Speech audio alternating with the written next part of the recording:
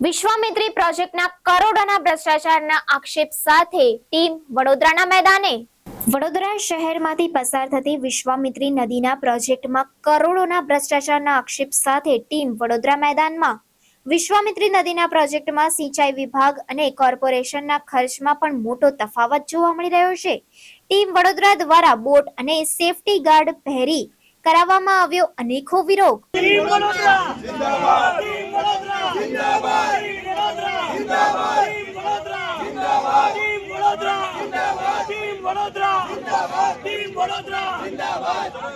વડોદરા શહેરમાં જે રીતે વિશ્વામિત્રી પ્રોજેક્ટ છે એમાં જે રીતની કામગીરી કરવામાં આવી રહી છે એમાં સંપૂર્ણ પહેલે દિવસની ગઈ સાલ જ્યારે પૂરા ત્યારથી અમે સંપૂર્ણ વિગત સાથે એવિડન્સ અને પ્રૂફ સાથે આપણે માહિતીગાર કરતા હતા। આ વખતે કોન્ટ્રાક્ટ આપવામાં આવ્યો, કોન્ટ્રાક્ટ જ્યારે આપવામાં આવ્યો ત્યારથી લઈને અત્યારે જ્યારે કોન્ટ્રાક્ટ પૂર્ણ થઈ ગયો છે ત્યાં સુધી અમે સંપૂર્ણ વિગત સંપૂર્ણ જગ્યા પર ધ્યાન દોરી હતી। પૂર એવી રીતે હતું કે વડોદરા શહેરમાં જે વિશ્વામિત્રી સફાઈ છે એને બે પાર્ટમાં આપવામાં આવી છે।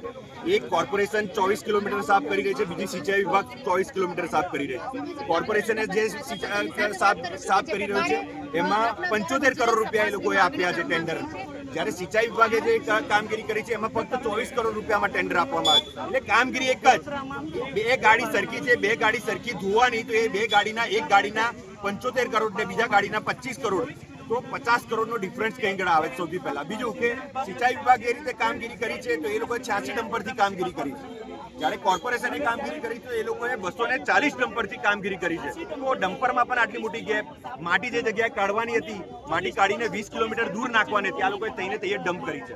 અમારી પાસે એવિડન્સ, પ્રૂફ, વિડીયો બધું જ છે। આ લોકોએ નદી સાફ કરવાના નામ પર ફક્ત છોતરીને કરોડો રૂપિયા કાગળ પર જ સાફ કર્યા છે। એવિડન્સ પ્રૂફ સાથે આજે અમે વિજિલન્સની માંગ સાથે કલેક્ટર સાહેબને આવેદનપત્ર આપવા જઈએ છીએ। અંદર જોડાયેલા તમામ સામાજિક કાર્યકરોએ ભેગા મળીને વિરોધ પ્રદર્શન કર્યો છે।